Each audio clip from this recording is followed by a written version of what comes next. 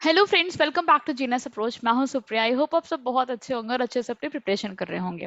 तो जैसे कि मैंने अभी तक आपको आपने कल देखा भी होगा, कल मैंने आपको बता दिया कि क्लास सेकंड की मैंने मैथ्स की प्लेलिस्ट कंप्लीट कर दी, फर्स्ट की भी हो चुकी थी पहले ही।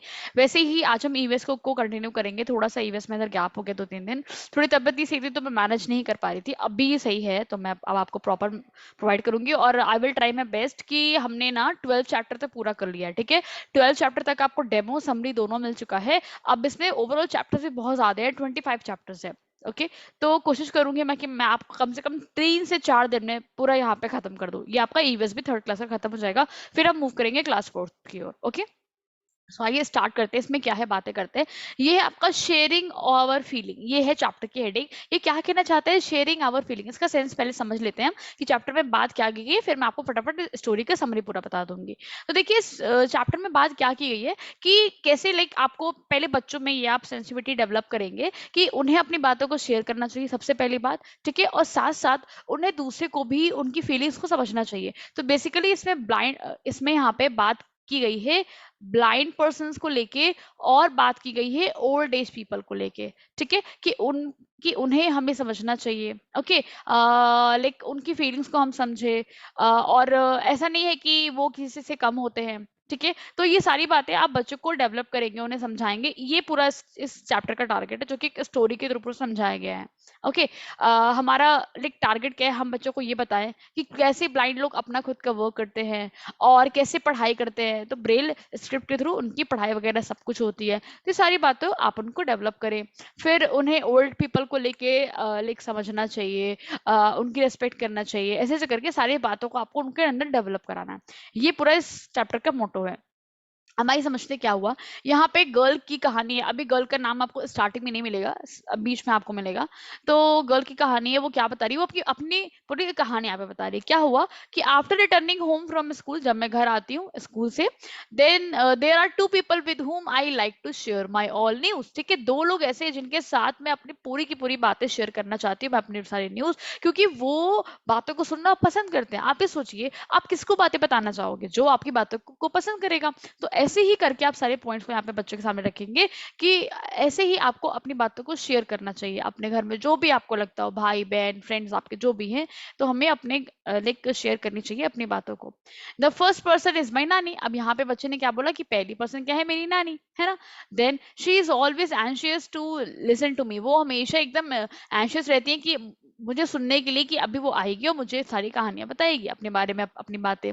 She waits for me to return from my school. वो मेरा वेट करती है स्कूल से आने के लिए। वो ओल्ड हैं, उनको बैक पेन होता है। देखिए यहाँ पे ये चीजें मेंशन क्यों क्यों की गई, क्योंकि देखिए नानी है, ओल्ड है। जो यहाँ पे आप बच्चों को बताएंगे कि जैसे जैसे हमारी एज होती है फ्रेंड्स, तो जैसे जैसे आपको कोई ना कोई समस्याएं लगी रहती है, जैसे कि नी की प्रॉब्लम होगी, बैक पेन होता है, चलने में दिक्कत होता है, खाने में भी दिक्कत होती है, दांत वगैरह की प्रॉब्लम होती है। तो आप बच्चों को सारी बातें समझाएं, ताकि वो अपने दादी नानी इन सब के प्रति रेस्पेक्ट शो कर सकें। ठीक है, ये आपका काम है, इसलिए ऐसे ऐसे चैप्टर्स डाले गए हैं ईवीएस में। फिर आगे मूव कर रहे हैं। शी कैन नॉट सी और हियर वेल। वो सुन भी नहीं सकती, देख भी नहीं सकती अच्छे से। Every day in the morning, क्या होता है रोज रोज। अब देखो यहाँ पे ये भी बात बताया जा रहा है, ये भी सारे पॉइंट्स आप ऐड कर सकते हो कि जब लोग एज हो जाती है, जब वो ओल्ड एज जब वो पहुंच जाते हैं, तो उसमें उन्हें सुनने बोलने की भी दिक्कतें होती हैं, और क्या, और देखने की भी दिक्कतें होती हैं। तो क्या हो रहा है, इसीलिए पापा जी क्या करते हैं, सुबह सुबह न्यूज़पेपर तेज तेज से पढ़ते हैं। शी डू द, हाँ, और एक चीज और, वो अपना सारा काम खुद से करती हैं, ये भी यहाँ पे बताया जा रहा है। लेकिन दादी जी क्या करते हैं, सॉरी नानी जी, वो अपना सारा काम खुद से करते हैं। इफ समवन, अगर कोई उनका हेल्प करने का कोशिश करता है तो वो बहुत अपसेट हो जाती हैं। ओके, वो जो कि वो प्रॉपरली देख भी नहीं सकती, तब भी उन्हें वेजिटेबल्स को कट करना काफी पसंद है। अब मैं थोड़ा सा आपको वैसे हिंदी में सारा बातें बता रही हूँ, आप उसको रीड कर लेंगे तो आप समझ जाएंगे मैंने क्या बोला। देन शी सेज, उसने क्या बोला, दीज टेल, ओके, दादी जी ने बोला कि आजकल के तो बच्चों को वेजिटेबल्स भी अच्छे से कट करना नहीं आता। ओके, तो दादी जी देखो कितने एक्सपर्ट है नानी जी, वो देखो वेजिटेबल्स वगैरह कट कर लेते हैं बहुत अच्छे से। तो यहाँ पे देखिए, आप आपको सब बताया, क्या बताया कि दादी नानी जी को इतनी प्रॉब्लम है, फिर भी आपने देखा इतनी प्रॉब्लम होते हुए भी कितने एक्टिव हैं, वो अपना काम खुद से कर सकते हैं। ओके, उसके बाद वो घर का भी काम में देखो हेल्प कर रहे हैं, वेजिटेबल्स वगैरह कट कर रहे हैं। तो सारे पॉइंट्स को आप जरूर ऐड करेंगे ताकि बच्चों को आप बताओ कि बच्चों इस हिसाब से तो हमें भी बहुत ज्यादा वर्क करना चाहिए, है ना, आपको और वर्क करना चाहिए, आपको अपने पेरेंट्स की हेल्प करनी चाहिए। तो ये सारी चीजों को डेवलप कराएंगे। Then the second person is my Ravi भैया। दूसरे पर्सन कौन है? मेरे रवि भैया हैं, जिसको वो अपने बात बताना पसंद करती थी। सो ही लिव्स विद अस, वो हमारे साथ रहते हैं। आई कॉल हिम रवि भैया, ही कॉल्स माय पेरेंट्स भाई। ओके भैया भाभी, इसने क्या बोला कि मैं उन्हें रवि भैया बुलाती हूँ और वो मेरे पेरेंट्स को भैया भाभी बुलाते हैं। I do not know what our relationship is but he is very loving brother. उसने क्या बोला कि मुझे नहीं पता हमारा रिश्ता क्या है, बट वो बहुत ही प्यारे से भैया हैं जो कि मेरी बातें सारी सुनते हैं। ही ऑलवेज, हाँ, क्योंकि वो हमेशा रेडी रहते हैं मेरे सारे के सारे क्वेश्चंस के आंसर करने के लिए। वो कभी नहीं बोलते कि I will tell you later, वो ऐसा नहीं बोलते कि मैं तुम्हें बाद में बताऊंगा, है ना। इसीलिए यहाँ पे जो गर्ल जो सब अपनी सारी बातें कह रही है, वो बहुत ज्यादा हैप्पी है ये लोग के बारे में जब वो डिस्क्राइब कर रही है। देन रवि भैया टीचर्स इन अ कॉलेज, वो एक कॉलेज में पढ़ाते हैं। अब आपको ध्यान से सुनना है रवि भैया के बारे में, ठीक है। रवि भैया एक कॉलेज में पढ़ाते हैं। The students of the college respect him a lot, वो उनकी रेस्पेक्ट भी बहुत करते हैं जो वहाँ के स्टूडेंट्स हैं। A few of them come home to study from him, सोचो वो, इसका मतलब रवि भैया ट्यूशंस भी देते हैं। देन रवि भैया is very fond of listening to music. देखिए रवि भैया को म्यूजिक सुनना भी काफी पसंद है और वो प्लेस में भी पार्टिसिपेट करते हैं, ठीक है, जो नाटक वगैरह होता है उसमें भी पार्टिसिपेट करते हैं। वो एंजॉय करते हैं अपने फ्रेंड से चैट करना और बाहर जाते हैं सबके साथ, ठीक है, लाइक उन्हें पसंद है बाहर जाना। He has a very good sense of humor, he okay, and he makes love, okay, all of us love, क्या करते हैं, उनका good good sense of humour है, तो बहुत अच्छे से मजाकिया टाइप के हैं और वो सबको हंसाते हैं। देखा आपने रवि भाई की कितनी सारी क्वालिटीज डिफाइन की गई हैं। अब आपको ये सारी बातें ध्यान रखनी क्यों, अभी आपको आगे समझ में आएगा। अब आगे आते हैं। भैया carries a white stick when he goes out. अब देखो ये मेंशन किया गया, भैया जब बाहर जाते हैं ना तो एक व्हाइट स्टिक लेके जाते हैं। Looking at him moving around in the house, no one can say that he can not see. अब आया समझ में क्या क्या बोल रहा है कि उनकी ओर देख के, उनके अगर आप चारों ओर देखोगे, घूमोगे, चलोगे, तो आप देख के उन्हें कह नहीं सकते कि उन्हें दिखता नहीं है। मतलब यहाँ पे ये बताया गया कि जो रवि भैया थे वो ब्लाइंड थे, फिर भी वो इतने सारे वर्क कर रहे थे, ठीक है। तो यहीं से अब आपको बच्चे को इंपॉर्टेंस बताने की, देखा आपने कितने मेहनती रवि भैया, देखा आपने कितने ज्यादा हार्ड वर्किंग है, ना दिखने के बावजूद भी कितने सारे काम कर सकते हैं, है ना। तो ऐसा नहीं है कि जिन्हें दिखता नहीं है या फिर जिन्हें कोई प्रॉब्लम है वो अपने वर्क कर नहीं सकते, ऑफ कोर्स कर सकते हैं, ठीक है, बट थोड़ा सा करने का वे बस डिफरेंट होता है, बट करता हर कोई है। जैसे कि he likes to do all his, अब देखिए यहाँ पे मेंशन भी किया गया कि उन्हें अपना सारा काम खुद करना पसंद है। अगर कोई उनकी हेल्प करता है तो वो एंग्री हो जाते हैं।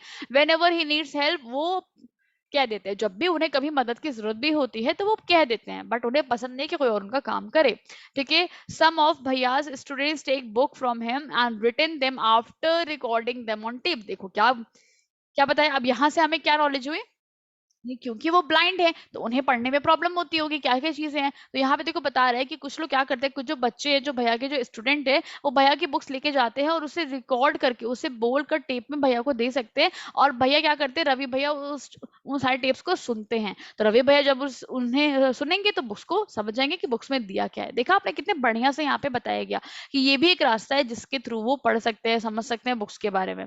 देन भैया has many other stories book too, उनके पास बहुत सारी बुक्स भी है। The pages of these books are thick, ठीक है, जो बुक है, ओके, उसके जो पेजेस है वो थिक है और रोज ऑफ डेट, यहाँ पे रेस पॉइंट है जिसको डॉट्स कहा जाता है। He reads by running his finger on the raised dots. अभी समझ में आ रहा है क्या बातें हो रही है, ये ब्रेल स्क्रिप्ट के बारे में बात हो रही है जिसमें हम फिंगर रन करके उसे पढ़ने की कोशिश करते हैं, यही बातें यहाँ पे पूरी की गई है।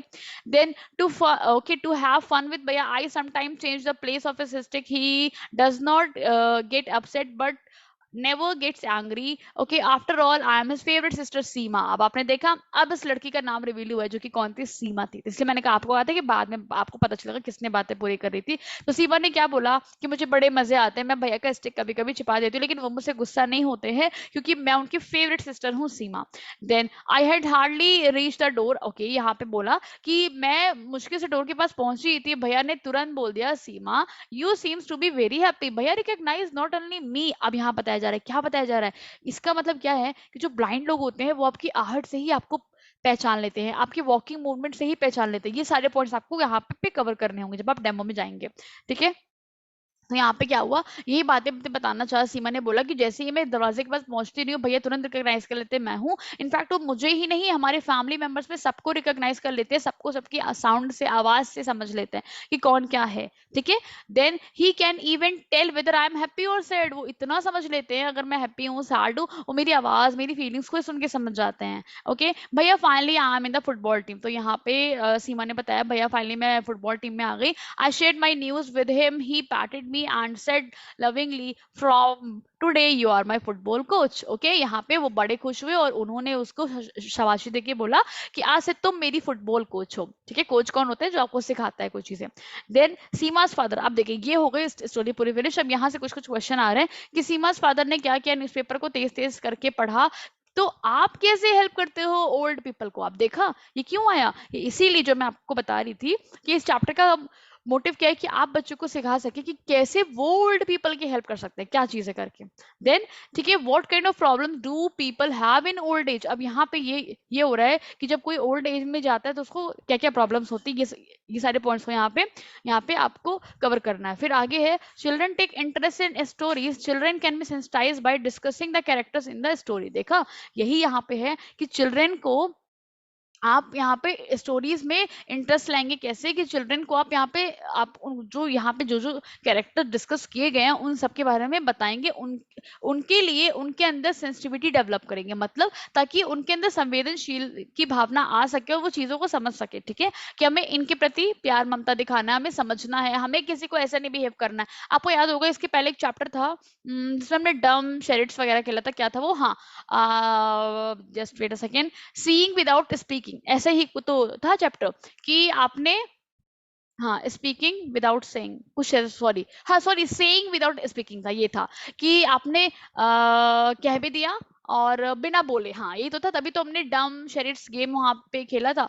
तो जैसे आपने वहां पे वो चैप्टर क्यों था, ताकि आप डम और जो डेफ लोग होते हैं उसके प्रति बच्चों को सेंसिटिविटी डेवलप कर सके। सेम यहाँ पे ऐसे ही है, बट यहाँ पे ब्लाइंड पीपल के बारे में है और ओल्ड एज के बारे में, ठीक है। देन यहाँ पे देखिए रवि भाई के बारे में हो रहा है कि कैसे रवि भैया इतनी सारी चीजों को कर लेते थे, इतना इतना सारा काम विदाउट सीइंग, बिना देखे, ठीक है। ये सारे क्वेश्चन बच्चों के लिए हैं। देन आपने बोला कि have you ever needed a stick, क्या कभी आपको स्टिक का यूज पड़ा, तो बच्चे बताएंगे हाँ कभी कभी कहीं क्लाइंब करने के लिए पड़ा, ये वो। तो ये तो हो गए क्वेश्चन। अब मैं आगे मूव करती हूँ। Is there any member in your family who can not see, अब आप बच्चों से पूछेंगे क्या आपकी फैमिली में कोई ऐसा मेंबर है जो देख नहीं सकते, स्पीक बोल नहीं सकते, या सुन नहीं सकते, ठीक है। मतलब आई होप आपको समझ में आएगा। ब्लाइंड के बारे में बातें हो रही, जो ब्लाइंड पीपल होते हैं, जो डेफ होते हैं, जो डम्ब होते हैं, उनके बारे में आपको यहाँ पे बच्चों से पूछना है और उनके साथ डिस्कशन करना है। आपको पता है कोई ऐसे आस पड़े उसके लोग जो आपके आसपास हों, तो आप उन लोगों की कैसे हेल्प करते हो उनके वर्क में, ठीक है। Okay, then you read in the newspaper, you read in the story that Ravi Bhaiya cannot see, but he does all his work on his own. He studies from a different kinds of book to understand how he is able to do his work. Close your eyes and play this game. देखो अब यहाँ पे क्या हो रहा है कि आपने इस स्टोरी में देखा कि भैया जो थे वो देख नहीं सकते थे, फिर भी अपना सारा काम कर रहे थे, बुक्स भी पढ़ रहे थे। तो चलिए इनको समझने के लिए हम क्या करेंगे, एक गेम खेलेंगे जिसमें आपको अपने आईज को क्लोज करना है और आपको ये गेम प्ले करना है। देन ये गेम क्या है, ब्लाइंड फोल्ड। आई होप आप सबने बचपन में खेला भी होगा। क्या करना है, आंखों पे पट्टियां बांधनी है, फिर आपको टच करके बताना है कौन कहाँ पे। तो वही यहाँ पे गेम है। क्या हुआ, blind fold any one. Blind fold का मतलब ये होगा किसी भी एक बच्चे की आंख पे आपने बांधी पट्टी जब तक उसको आर पार ना दिखे। फिर वन बाय वन आपने क्या किया, अदर यहाँ पे थे जो बच्चे थे उन्हें बोलना था कीप क्वाइट, एकदम शांति से रहना था, और जो बच्चे ने जो ब्लाइंड फोल्ड करके रखा था उसको गेस करना था कि अदर चाइल्ड कौन सा है बाय टचिंग हिम और हर, ठीक है। उसको टच करके समझना था और टेक केयर करना था कि वहां पर कोई साउंड नहीं होनी चाहिए, क्योंकि देखो साउंड से तो पता चल जाएगा, ठीक है। Do you know why, okay. अब आगे आते हैं, take care not to make any sound. Sound को क्यों नहीं करना, क्योंकि साउंड अगर होगा तो वहां पे समझ जाएगा ना बच्चा। जैसे मान लो हमें आदत होती है कि हम अपने फ्रेंड्स की आवाज जानते हैं, जिससे हम बात करते हैं हम उसकी जानते हैं। अब क्योंकि बच्चे यहाँ पे क्या है, क्लासमेट है, तो जाहिर सी बात है उन्हें अपने फ्रेंड्स का आइडिया क्या आवाज तो होगा ही, ठीक है। फिर वो ये भी जान जाएंगे गर्ल है बॉय, आवाज से ही समझ जाएंगे। तो ये सब चीजों को आपको ध्यान रखना है, इस वजह से मना किया गया। In the same way one by one ऐसे ही आपको ब्लाइंड फोल्ड करना है सबको, और each one try to guess, सब लोग टच करेंगे और यहाँ पे लाइक गेस करेंगे टच कर करके, ये चीज था।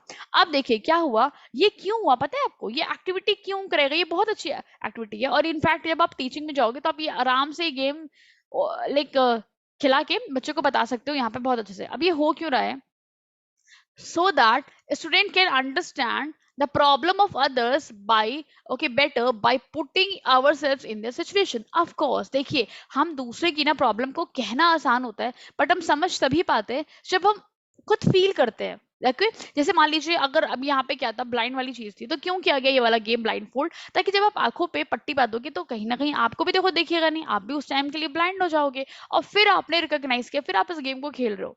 ओके, तो ये चीज करना जरूरी है ताकि बच्चों को उनका इंपॉर्टेंस समझ में आए कि इतनी डिफिकल्टी होने के बावजूद भी वो कितने एक्सपर्ट है, कितने अच्छे से अपने वर्क को करते हैं। ठीक है, ये सारे आपको इंपॉर्टेंट बातें यहाँ पे बतानी है। देन डिस्कस करना है आपको क्या, how many children could you recognise. Okay, आपने कितने बच्चों को टच करके रिकॉग्नाइज किया, कितने को खाली ये सुन के रिकॉग्नाइज किया। Then which was easier of the two, कितना क्या ईजियर था दोनों में से, क्या आपको ईजियर लगा। देन हाँ, कहने का सेंस क्या है, अब यहाँ पे ये चीज कह रहा है कि अगर आपको लाइक बच्चों को आवाज सुनने को मिलता तो ये इजी था, सुनना इजी था, कि आपको यहाँ पे टच करके इजी लगा, तो बच्चे यहाँ पे खुद आपको रिस्पॉन्स करेंगे कि मैम सुनना ज्यादा इजी था हमारे लिए। Then touch and tell how many teeth are you. Okay, अब यहाँ पे अलग अलग क्वेश्चन है कि आपको टच करना है, अपने टीथ को टच करके बताना है कितने टीथ है आपके माउथ में। देन यहाँ पे मैक्सिमम नंबर ऑफ टीथ कहाँ पे है, के विच स्टूडेंट किसके माउथ में है। देन ये सारे सारे क्वेश्चन दिए गए हैं। आगे आगे मैं थोड़ा मूव करती हूँ, यहाँ पे आते हैं। Yes. Now, there is a special way of reading and writing for people who cannot see. It is called as braille. उसे ही कहा जाता है braille. It is written on thick paper by making a row of raised dots. Okay, raised point bracket में dots with a pointed tool. Braille is used by running fingers on the raised dot. I hope you all remember this, आपने अपने CTET में जरूर पढ़ा होगा। ठीक है, वहीं पे ये पॉइंट्स कवर हुए होंगे जब आपने ईवीएस के एनसीईआरटी को पढ़ा होगा कि ब्रेल से बकायदा क्वेश्चन आते हैं, ऑप्शन में आते हैं ए बी सी डी करके, पूछते हैं कौन सा करेक्ट स्टेटमेंट है, तो आता भी ऐसा कि 6 डॉट से बना होता है, 5 से, 4 से, ऐसे ऐसे करके अलग अलग आता है, और ये रेज डॉट होते हैं जिसे टच करके पढ़ के यहाँ पे ऐसे ऐसे फिंगर्स को करके तब वो लोग उसको पढ़ते हैं। ठीक है, जिन्हें दिखता नहीं है। Then let us see whether it is difficult और easy to recognise the shape without seeing. आइए देखते हैं। अब यहाँ पे देखिए, यहाँ पे एक्टिविटी है क्या, कि take a sheet of sandpaper, make a shape on its sorry, by pressing a piece of thick wool or thick thread on it. Ask a friend to close his or her eyes. Identify the shape by running his or her finger on the sheet. Ask your friend. Okay, अभी इसे फिर से एक activity दी गई है कि बच्चे यहाँ पे कर सकते हैं कि क्या करना है, आपको शेप को टच करके बताना है कौन सा शेप होगा। ठीक है, तो ये सैंड पेपर का अलग अलग बच्चों ने यहाँ पे शेप बनाने हैं, फिर चेक करना है। देन कह रहा है take a thick piece of paper, make an outline on the paper with the help of a compass or a needle, make dots at a short distance. ये वही है, ये आपको ब्रेल स्क्रिप्ट बनाने के लिए सिखाया जा रहा है, कैसे आप इसको बना सकते हो। यू कैन सी कि जो पेपर है is raised on the other side. Okay, ये ऑफ कोर्स ये एक्टिविटी तो आपको करानी चाहिए। ओके, बच्चों को क्लास में। ठीक है, तो इसके हेल्प से ना बच्चा ये बात समझेगा कि कैसे हम यहाँ पे इसको लाइक कैसे ब्रेल स्क्रिप्ट बनाई गई होगी।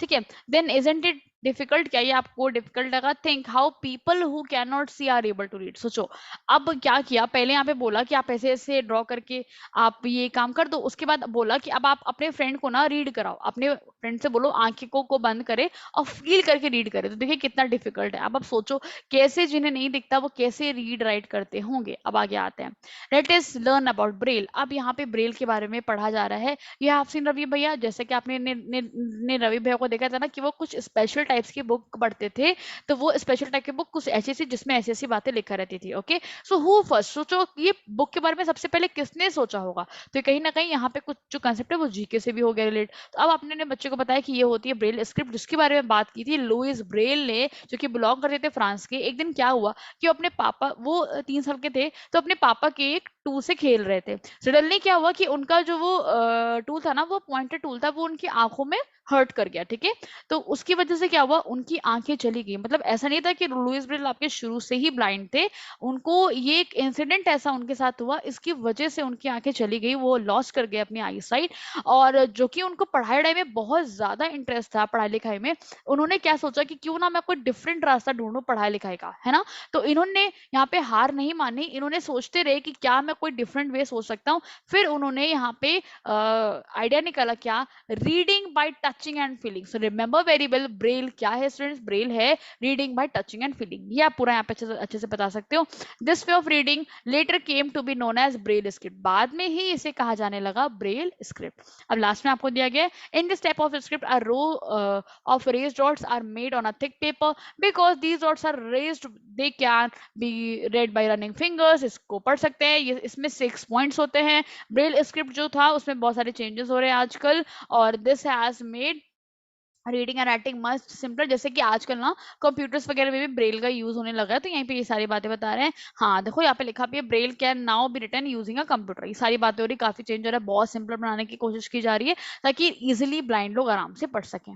Then if you show the children the actual Braille script, yes of course, so they will be able to understand. तो ये है हमारा काम, हमें क्या करना होगा, जब हम रियल वाला यहाँ पे जब टीचिंग के लिए जाएंगे तो हम जरूर यहाँ पे ब्रेल स्क्रिप्ट को बच्चों को शो करेंगे ताकि वो रियलिटी में समझ सके। ओके सो ये था इस पूरे चैप्टर की समरी। आई होप आपको प्रॉपर समझ में आया होगा। चैप्टर थोड़ा लेंदी था, स्टोरी था, फिर भी मैंने थोड़े से क्वेश्चन यहाँ पे स्किप कर दिए। अदरवाइज आप सोच रहे थे कि मैं लाइक पूरे क्वेश्चंस करा रही हूँ, लेकिन मैं आपको एक बार समरी देना चाहती थी कि आपको पता है क्वेश्चन से भी कितनी बार हमें आइडिया मिल जाता है कि हम अपने डेमो की शुरुआत कैसे करें। ठीक है, सो आपको इस पे डेमो मिल जाएगा आज इवनिंग में। ओके सो आई होप पहले आप देखेंगे समरी, फिर आप देखेंगे डेमो, तो आपको काफी हेल्पफुल लगेगा। और आपको आगे आने वाले चैप्टर्स भी धीरे धीरे मैं सारे प्रोवाइड करती हूँ। आपको फटाफट क्लास 3rd की ईवीएस को कवर करते हैं। ठीक है, अगर आपने अभी तक प्रीवियस वीडियोस ना देखे हो तो जरूर जाके देख लें, और ये अपने फ्रेंड्स में लाइक शेयर जरूर करें ताकि और लोगों की भी हेल्प हो सके। Okay, thank you, bye bye.